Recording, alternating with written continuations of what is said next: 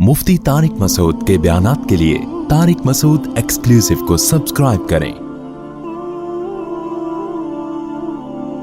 Tariq Masood exclusive.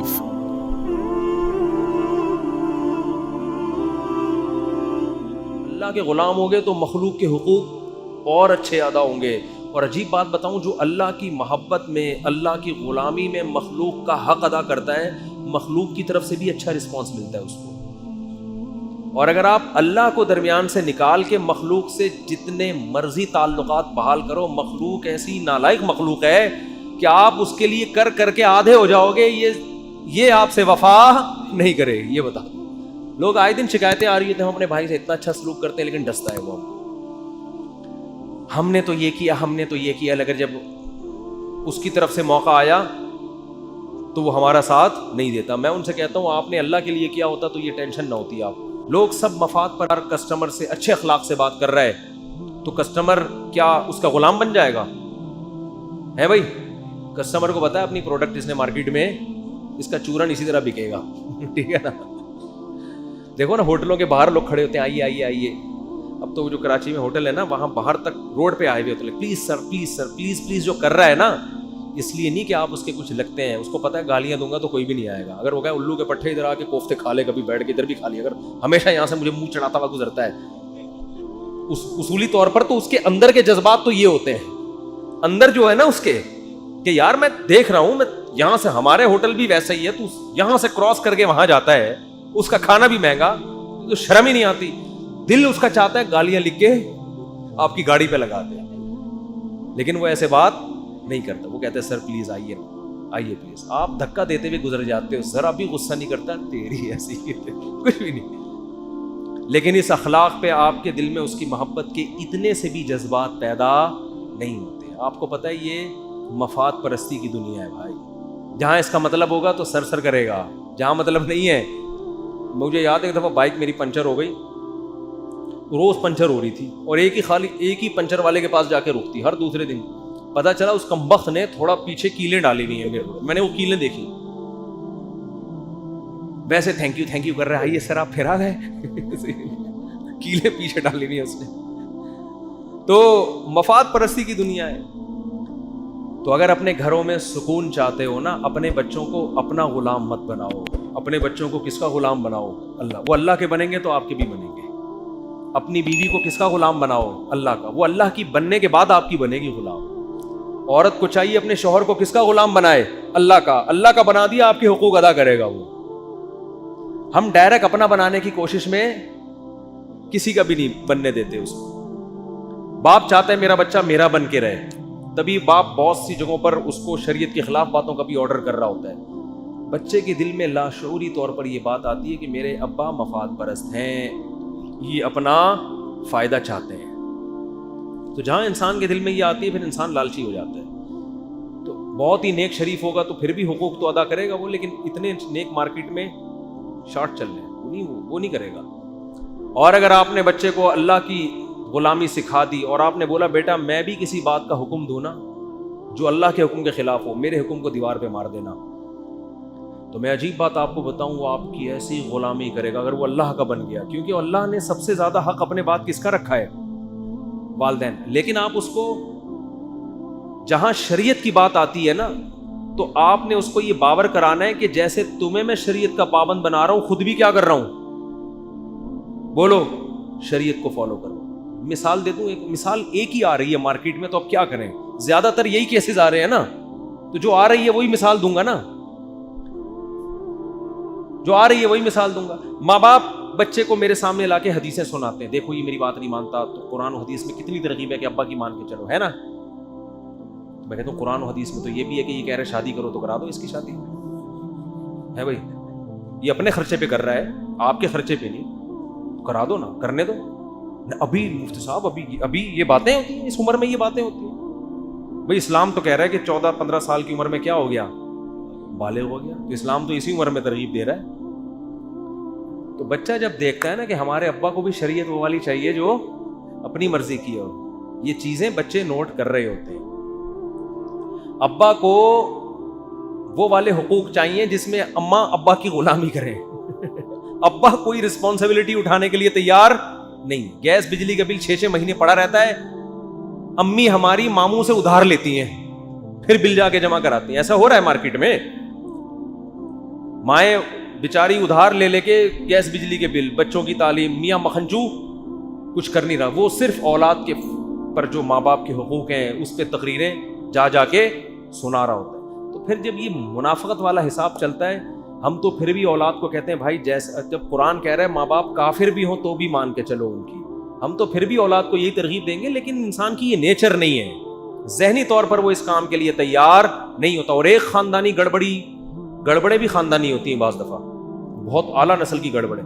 ایک بہت بڑی بدماشی گھروں میں یہ ہوتی ہے کہ بڑا بھائی اپنے باپ سے تمیز سے بات نہیں کرتا, لیکن جب چھوٹا اپنے بڑے بھائی سے بدتمیزی کرے تو بڑے بھائی کو بہت زیادہ غصہ آتا ہے. یہ بھی مارکیٹ میں ہول سیل کے حساب سے ہو رہا ہے. بڑے بھائی چھوٹے کو پتا ہے کہ میرے ابا جب میرے بڑے بھائی سے انکوائری کریں کہ کہاں سے آ رہا ہے تو بھائی کی پیشانی پہ کیا آتی ہیں, لکیریں. اس سے اس کے دل میں بھائی کی عظمت, بڑے بھائی کی عظمت ختم. پھر اب آپ یہ توقع کریں گے کہ چھوٹا بھائی بڑے کا احترام کرے, مارکیٹ میں ایسا نہیں ہوتا, یہ دماغ سے نکال دو. بڑے کو چاہیے, جو گھر میں سب سے بڑا ہے نا, اگر آپ میں کوئی ہے تو اپنے بڑوں کے سامنے بچ جاؤ چھوٹوں کو دکھانے کے لیے. سمجھ رہے ہو کہ یار ابا غلط بھی کہہ رہے ہیں تو میں مانوں گا, اس لیے نہیں کہ غلط ہے صحیح ہے, بھائی ابا ہیں. دیکھو صحیح بات تو چھوٹے کی بھی مانی جاتی ہے نا, ابا کی ڈیفینیشن یہ ہے کہ وہ غلط بات بھی کریں تو کیا کر لو, ابا ہونے کی وجہ سے کیا کر لو, بولو نا, مان لو, تاکہ پتہ چلے کہ یہ دوست نہیں ہے بلکہ کیا ہے, یہ ابا ہیں.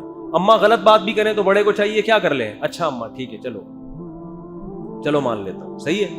تو چھوٹے کے دل میں یہ ہوگا کہ ہمارے خاندان کی ایک پرمپرا یہی ہے کہ چھوٹے کیا کرتے ہیں, بڑوں کا احترام کرتے ہیں, تو آپ کا بھی احترام کرے گا. تبھی تو میں لوگوں سے کہتا ہوں جلدی شادی کر کے جلدی بچے پیدا کیا کرو. اس کا فائدہ یہ ہوگا کہ آپ اپنے بچے جوان ہو چکے ہوں گے اور آپ اپنے ماں باپ کی ان بچوں کے سامنے خدمت کر کے دکھاؤ گے.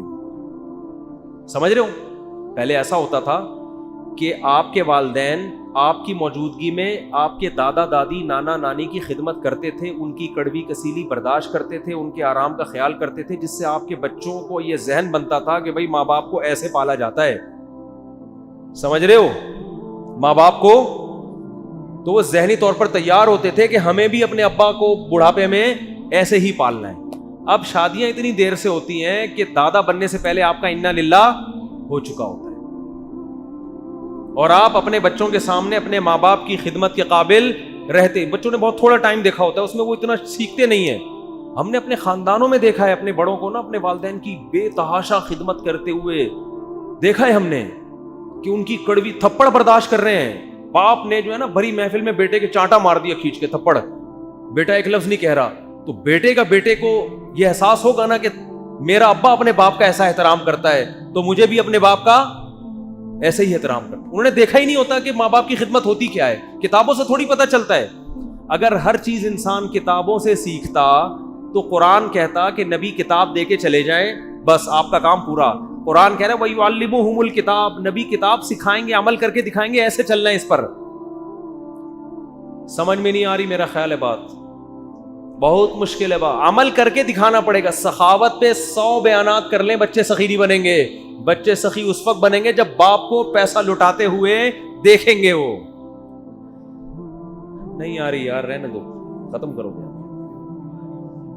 آپ اپنے بچوں کو بٹھا کے سمجھاؤ کہ دیکھو بیٹا میں مر گیا, تو بیٹوں کو سمجھا رہے ہوتے نا میری بیٹیوں کا خیال کرنا, سمجھا رہے ہوتے ہو. یہ سمجھانے کی چندہ ضرورت نہیں. آپ بچوں کے سامنے ان کی پھپھو کا خیال کرنا شروع کر دو.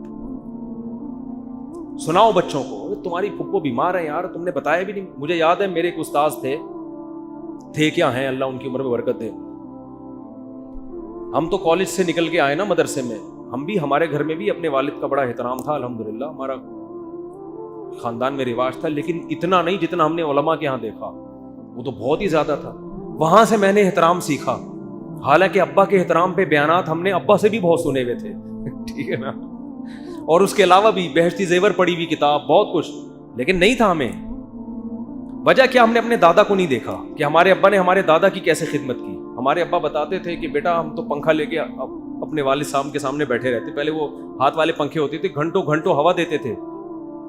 ہم کہتے تھے بہت اچھا ماشاء اللہ, دیکھا تو نہیں تھا نا ہم نے, تو ہم سے تو نہیں ہوتا تھا گھنٹہ بیٹھے ہوئے ہوا دے رہے ہیں, یہ تھا ہی نہیں. یہ نئی نسل میں کہاں اتنی خدمت. ہم جب مدرسے گئے تو مجھے یاد ہے کہ ہمارے جو میرے پیر و مرشد بھی ہیں جن سے میں بیعت بھی ہوں, ان کے والد بالکل گنوار دیہاتی نا, بالکل بھی پڑھے لکھے نہیں. وہ آئے ہوئے تھے وہیں رہنے کے لیے نا, تو وہیں مدرسے میں تھے وہ.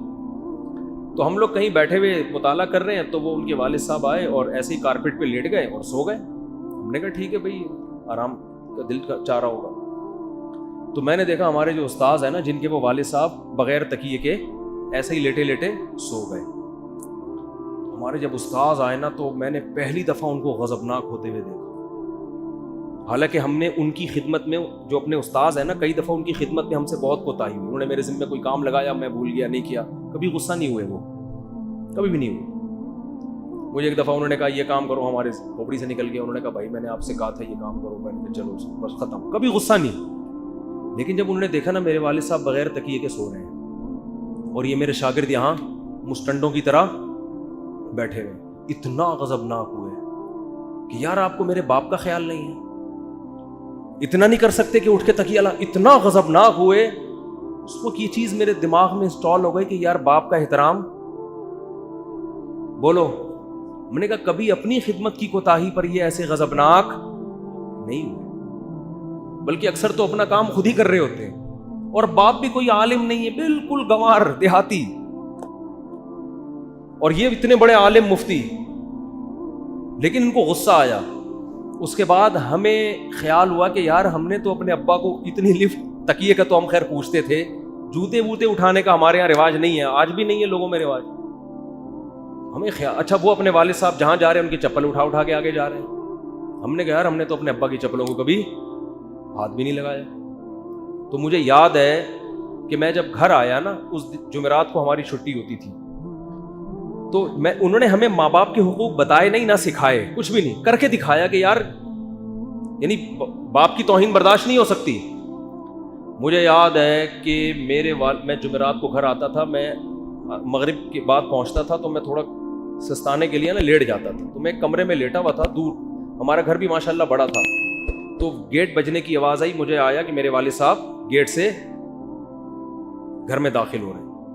تو مجھے خیال ہوا کہ یار اب چپل اٹھاؤں گا تو ابا کہیں گے وہ زیادہ ہی فری ہو رہا ہے. اچانک پتہ نہیں کیا ہو گیا, آہستہ آہستہ چپلوں تک بھی پہنچیں گے.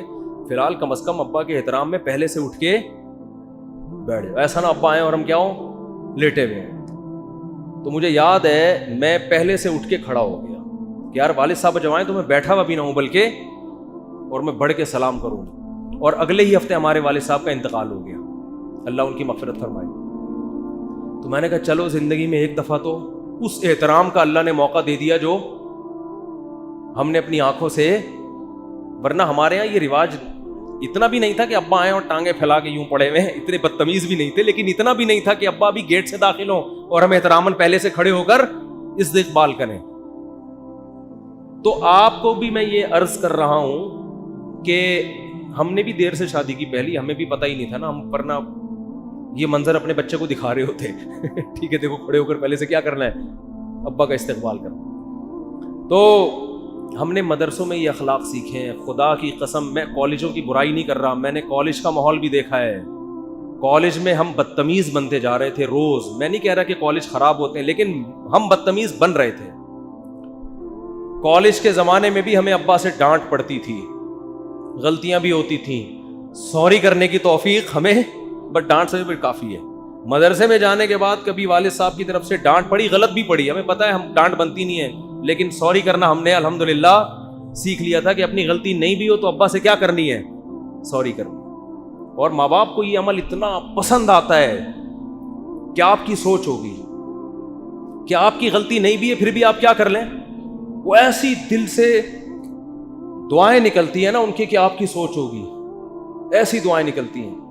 تو خیر پتہ نہیں کہاں سے کہاں بات چلی گئی, کیا کہہ رہا تھا.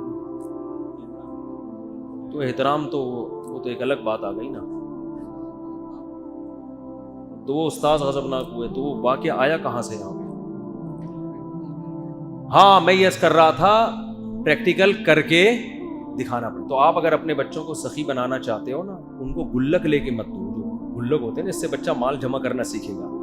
بولو بیٹا تم تو عجیب آدمی ہو, تمہارا باپ زندہ ہے, تم یہ پیسے تمہیں کچھ ضرورت ہو تو بتا دینا ہم کو, یہ کیا پیسے جمع کر رہے ہو, خرچ کرو خرچ, سمجھ رہے ہو. اور اگر جمع کرنا ہی ہے صدقہ باکس بناؤ. کیا بناؤ؟ صدقے کے پیسے. تو بچوں کو بچپن سے صدقہ کرنا سکھائیں.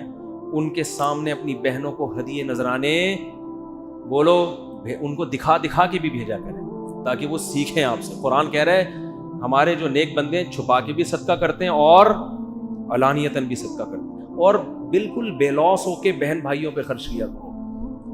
اس سے آؤٹ پٹ نہ مانگو کہ یار میں جب خرچ کروں گا تو آگے سے پھر مجھ سے تمیز سے, وہ نہیں تمیز, وہ جیسی ان کی تمیز ہے نا وہ ویسی کی ویسی رہے گی. یا آپ امیدیں مت لگاؤ کہ ہم جناب وہ کریں گے تو پھر آگے وہ, بھائی ہم تو دے کے نیکی کر دریا میں ڈال. تمیز اللہ ان کو خود ہی سکھا دے گا انشاءاللہ آہستہ آہستہ. آپ نے اس کا ریٹرن نہیں مانگنا ان سے, سمجھتے ہو. تو اللہ کی غلامی میں خدا کی قسم بہت مزہ ہے. انسان باپ کا حق بھی کس کے لیے ادا کر رہا ہے؟ اللہ کے لیے. ماں کا حق بھی, بیوی کا بھی, بچوں کا بھی. ایک آدمی مجھے کہنے لگا یار میں مرنے والا ہوں, تو یعنی عمر میری زیادہ ہو گئی, تو میں سوچ رہا ہوں میری بیوی کے نام مکان کر کے مر جاؤں, پتہ نہیں بیچاری روڈ پہ ہی نہ آ جائے کہیں. لیکن مجھے ڈر ہے میں نے دے دیا تو آنکھیں ہی سر پہ نہ رکھ لے ہے بھائی. تو میں نے کہا کیا کر لے گی زیادہ زیادہ؟ کہہ رہے ہیں گھر سے نکال دے گی. میں نے کہا اتنا پیسہ ہے کہیں اور چلے جاؤ. کہہ رہے ہیں ہاں چلا جاؤں گا. میں نے کہا دے دو یار, زیادہ زیادہ نکال دے گی نا گھر سے. اسی حال میں مر گئے وہ تو بیچاری کے کوئی پوچھنے والا ہے نہیں. تو اللہ اجر دے دے گا قیامت کے دن. یا تو تمہارے پاس کوئی دوسری رہنے کی جگہ نہ ہوتی, پھر تم نکالتے, تم کہتے لو بھائی ہم کس پہ آ گئے, روڈ پہ. تمہارے کو اللہ نے اتنے وسائل دیے ہیں, کہیں اور چلے جانا, مسجد میں آ جانا, ادھر سو جانا. یہاں پہ گارڈ کا کمرہ ہے ہمارا, اس میں صرف کھٹمل کا پرابلم ہے, باقی کوئی پرابلم اس میں, لیکن وہ بھی کارپیٹ نکالا ہے تو سنا ہے کہ کھٹمل ختم ہو گیا اس میں. تو میں نے کہا لائف کو انجوائے کرو, اب دے دو بیچاری کو یار. ہاں جوانی میں تھوڑا منع کرتا ہوں کہ ابھی افورڈ نہیں کر سکے گا نا آدمی, ایک دم سے دے دیا پھر وہ آنکھیں یہاں رکھ لی, آپ کو گھر سے باہر نکال دیا. لیکن اگر اللہ نے وسائل دیے ہیں دے دو یار. اگر اللہ نے اتنے وسائل دیے ہیں دے دو. زیادہ زیادہ یہ ہوگا کہ تمہیں گھر سے نکال دے گی تو تمہارے پاس اور وسائل ہیں رہنے کے, وہاں رہ لو. لیکن اس کے پاس ایک ٹھکانہ اور نہیں نکالے گی تو سبحان اللہ, پھر تو اور اچھا ہے. اور خراب بھی ہو گئی تو تم نے ایک ذمہ داری کیا کر لی, تم اللہ کے لیے حقوق ادا کر رہے ہو نا, تو قیامت میں اس کا اجر تو ملے گا نا. تم نے جو نکاح کیا تھا تو عورت کی پوری زندگی کی ذمہ داری اپنے سر پہ لی تھی کہ نہیں لی تھی؟ تم قیامت میں اللہ سے کہہ سکتے ہو اللہ میں نے اس وعدے کو موت تک نبھایا ہے. کیا خاندانی اسٹائل ہوگا جب انسان اللہ کے سامنے کھڑا ہوگا, اے اللہ میرے ذمے کسی کا حق نہیں ہے, میں نے بچوں کے حقوق بھی, بیوی کے بھی, ماں باپ کے بھی ادا کیے, اب انہوں نے اگر میرا حق نہیں دیا تو یہ میرا ہیڈک نہیں ہے, یہ کس کا ہیڈک ہے؟ بولو ان کا. حدیث میں آتا ہے, بس ایک حدیث سنا کے بیان ختم کرتا ہوں. ایک صحابی نے کہا یا رسول اللہ میں اپنے بھائی سے اچھا سلوک کرتا ہوں مگر وہ پھر بھی بد کلامی کرتا ہے. تو آپ نے فرمایا اگر تم سچ کہہ رہے ہو تو حدیث کا مفہوم ہے تم تو جنت کما رہے ہو صلہ رحمی کر کے, اور وہ اپنے لیے جہنم کی آگ کے ٹکڑے جمع کر رہے ہیں. تو ایسی عورت کو اللہ خود ہی انتقام لے لے گا اس سے. تو اس لیے اللہ کے لیے دوسروں کے حقوق ادا کریں, اس میں بالکل بے لوس ہو کے, سمجھ رہے ہو, اس کا اپنا مزہ ہے کیونکہ جس کے لیے کر رہے ہیں وہ بہرحال ہمیں دیکھ رہا ہے. ایک اور مثال دے دوں, آپ کو کسی سے عشق ہو جائے اور اس کی وجہ سے آپ پٹ رہے ہو, تو اس پٹائی میں تکلیف اس صورت میں ہوگی جب آپ کو پتا ہے کہ معشوقہ دیکھ نہیں رہی, پھر ایک ایک تھپڑ بہت زور سے لگے گا. لیکن آپ کو پتا ہے جس کے لیے پٹ رہا ہوں وہ محبوب مجھے کھڑکی سے دیکھ رہا ہے, تو ہر تھپڑ میں مزہ آئے گا کہ نہیں آئے گا؟ کو پتا ہے میری ویلیو بڑھ رہی ہے کہ یار میرا عاشق میرے لیے اتنی قربانی دے رہا ہے, تو آپ کا دل چاہے گا اور رکھ رکھ کے مارو, ٹھیک ہے نا, اور رکھ رکھ کے مارو. تو جب انسان کو اللہ سے محبت ہوتی ہے تو وہ اس کے لیے سب کچھ کر رہا ہے, آگے سے آزمائشیں آ رہی ہیں تو وہ کہتا ہے یار جس کے لیے کر رہے ہیں وہ ان آزمائشوں کو دیکھ رہا ہے. تو اس میں بھی ایک لذت رکھی ہے اللہ نے. اور اگر اللہ کو درمیان سے نکال دو گے تو بھائی مخلوق بڑی ٹیڑھی ہے, صحیح بتا دو, مخلوق کیا ہے, یہ بڑی ٹیڑھی آڑی ترشی ہے, اس کے لیے دن رات کرتے رہو, یہ کیڑے ہی نکالنے ہیں. ابھی وہ جیسے وہ سیاسی لیڈر ایک دوسرے کے کیڑے نکالتے رہتے ہیں نا, ایک वजीर आजम का अच्छा बयान होगा उसमें कीड़ा निकालना है, बुरा बयान तो वैसे ही कीड़ा ही, वो तो बयान ही कीड़ा है, ठीक है। अब वजीर आजम ने कुछ गलत बातें भी की हैं, हम उसको नहीं अप्रिशिएट करते भाई, वो तो गलत है, और कुछ अच्छी बातें भी की हैं, तो गलत को गलत कहो लेकिन अच्छे को अच्छा कहो। लेकिन जो मुखालिफिन होंगे अच्छे को भी गलत और गलत को तो वैसे ही गलत, और अपने लीडर की गलत को भी सही और सही को तो वैसे ही सही। ये मखलूक यही चल रही है मार्केट में। इसलिए उल्लू किस सीधा करना है, किसके सामने सही बन के रहना है, अल्लाह के सामने। मजा है, लुत्फ है। अल्लाह अमल की तौफीक अता फरमाए।